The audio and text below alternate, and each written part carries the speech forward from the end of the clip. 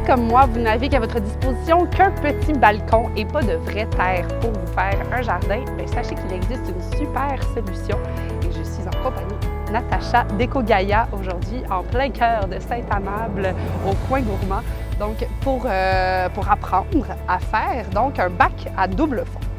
Oui, exactement. Qu'est-ce que ça mange un bac à double fond? Qu'est-ce que c'est? Comment est-ce qu'on construit ça? Et quelle en est l'utilité exacte? OK, bien, en fait, on va parler d'abord de l'utilité du bac à double fond. Donc, bac à double fond, ça le dit, ça a un premier fond, puis un deuxième fond à l'intérieur. Et ce deuxième fond-là va servir à appuyer de la terre et des plantes. Et on va s'assurer que les deux fonds ne soient pas collés. Entre ces deux fonds-là, on va avoir une réserve d'eau. Ah, donc pour aller simuler un peu ce qu'une terre pourrait faire, donc offrir à nos semis et nos semences. En fait, ce qui arrive, c'est que les plantes, une fois que le système racinaire va s'être développé, par capillarité, vont aller chercher, puiser l'eau dans la réserve d'eau. OK. Donc, c'est intéressant. Supposons qu'on part en vacances, qu'on n'a pas l'occasion d'arroser souvent. Supposons qu'on a un projet d'aménagement sur un espace où les accès à l'eau ne sont pas nécessairement évidents. Également aussi, ça permet de déposer des contenants dans des endroits très chauds, puis les plantes vont quand même aller chercher leur réserve d'eau. Ou d'habiller une petite terrasse. Exactement, comme la aussi. mienne. Génial! Oui, C'est incroyable! Et là, donc, ce que tu es en train de nous apprendre, c'est qu'on n'a pas besoin d'avoir un bac déjà tout préfait, on peut le faire nous-mêmes. Exactement.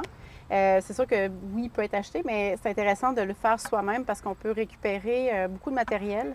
Et ça, on aime ça. Oui, on aime ça. Puis le budget aussi aime ça. Mais en fait, on peut prendre pour faire des bacs à double fond des chaudières. OK. Ça peut être des barils bleus, par exemple de grade alimentaire. Ça peut être différents types de contenants de différents formats. C'est important de choisir un contenant qui est suffisamment gros pour le genre de plante qu'on veut y mettre. Donc, par exemple, pour des plants de tomates ou certains légumes, minimalement des chaudières comme ça va être intéressant. Les barils bleus, eux, par exemple, c'est sûr qu'on peut mettre davantage de plantes à l'intérieur. Donc, c'est toujours en fonction du projet et de l'espace qu'on a. OK. Mais on peut mettre pas mal différentes choses là-dedans. Ça peut être des plants de tomates, des poivrons, des aubergines, des fleurs comestibles, des fines herbes. Il y a beaucoup de choses qu'on peut mettre dans ces contenants-là. Génial. Donc, pas d'excuses et c'est pas parce qu'on n'a pas un terrain qu'on ne peut pas jardiner. Exactement. J'adore ça. Alors là, parle-moi des matériaux, en fait, qu'on peut utiliser. Donc là, on se trouve un contenant, chaudière bac. Et ensuite, ici. Bien, ce qu'on va faire, c'est qu'on va prendre un matériau quand même assez solide. Comme ici, on a Coroplast. Puis, ça peut être des pancartes électorales ou des pancartes qu'on a récupérées éventuellement après une élection, qu'on récupère. Sinon, on peut trouver le matériel dans les quincailleries. Ça va prendre un marqueur pour tracer les formes. On peut prendre un contenant de yogourt. Ça peut être un pot de fleurs qui est déjà, pas un pot de fleurs, mais juste un pot de yogourt ou un pot qui a servi à accueillir des plantes. Ça va prendre une perceuse pour faire des trous, un marqueur noir. Est-ce que je l'ai dit, le marqueur? Oui! C'est bon. Pour fixer notre contenant ici, après notre Coroplast, ça va prendre des tie wraps, dans le fond, des attaches. Et on va avoir besoin de remplir notre réserve d'eau avec un tuyau. OK. Donc, on peut trouver différents types de tuyaux, justement, encore une fois, en quincaillerie. Donc, ça va prendre à peu près ça, je te dirais. OK, parfait. Donc, ça ne demande pas énormément de matériel. Ça va prendre aussi un Exacto. OK. Oui. Donc, vraiment, toutes des choses qu'on peut trouver soit déjà chez nous, Relativement soit bien facilement, oui. en lançant un appel autour de nous, des gens qui sont un peu manuels et donc à très faible coût aussi. Oui, exactement. Super! Donc, dans le fond, il y a différentes étapes pour faire le bac.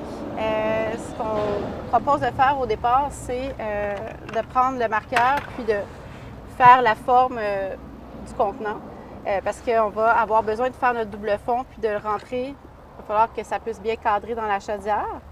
Il va falloir faire, en plus, le cercle du format de notre petit pot ici. Donc, on va avoir quand même là, des dessins à faire, des cercles avec le crayon.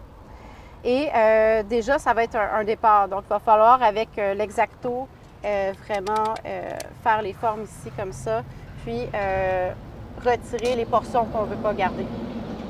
Donc, par exemple, ici, c'est la portion. Parce que moi, je vais fixer ce contenant-là sur mon double fond, sur mon chloroplaste. Donc, ça va être important que je retire la portion ici parce que c'est ça qui va s'adonner à tremper, si on veut, dans le fond du contenant.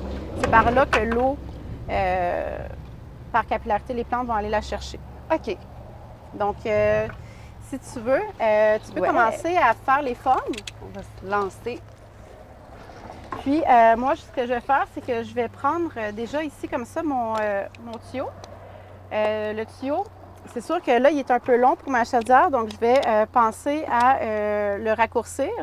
Ce que je fais, c'est que je vais le couper en biseau pour que ça puisse bien remplir le fond de la réserve d'eau. Et c'est ça, je vais le mettre un peu plus haut quand même que la chaudière, mais pas trop haut, ça ne sert à rien. Et c'est ça, je vais le couper. Donc, je vais me mettre là-dessus. Génial. Pour ça, je prends une petite scie. Donc, si ça m'étale, par exemple, c'est suffisant. Donc là, j'ai déjà fait ma marque sur mon tuyau. OK, de l'autre côté. Et est-ce qu'on pourrait prendre pas mal n'importe quel type de tuyau? Est-ce qu'il y a une grandeur en tant que telle à privilégier? Bien, c'est de voir ce qu'avec un tuyau d'arrosage, ça puisse quand même bien rentrer. Des fois, les tuyaux, la circonférence est légèrement un peu plus petite, là, mais de manière générale, je vous dirais, là, pas mal n'importe quoi. On a des tuyaux aussi qui sont un petit peu plus larges, plus mous, mais je préfère quand même ceux-là. Et là, en ce moment, à noter aussi, on s'est protégé les genoux. Oui, c'est ça.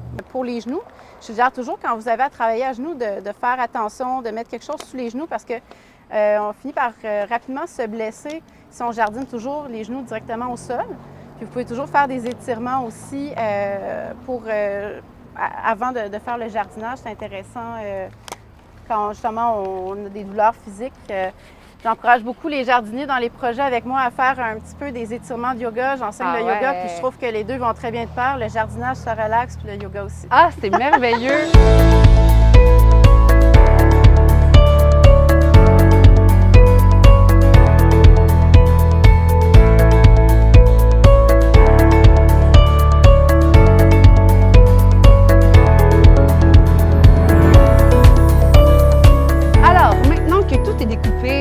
Bon format, on a rajusté toutes nos patentes.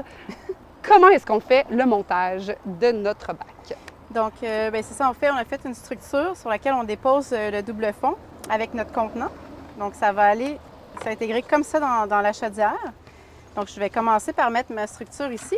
Donc, si tu permets, en fait, c'est là où tu parlais donc de l'épaisseur des bandes. C'est ce qui va faire en sorte qu'on va pouvoir déposer plus ou moins d'eau dans le fond de notre bac. Oui, c'est ça, c'est ça. Parfait. On comprend. Parce que dans le fond, on ne veut pas que ce fond-là soit collé sur le fond de la chaudière. On veut justement qu'il y ait une certaine distance entre les deux fonds.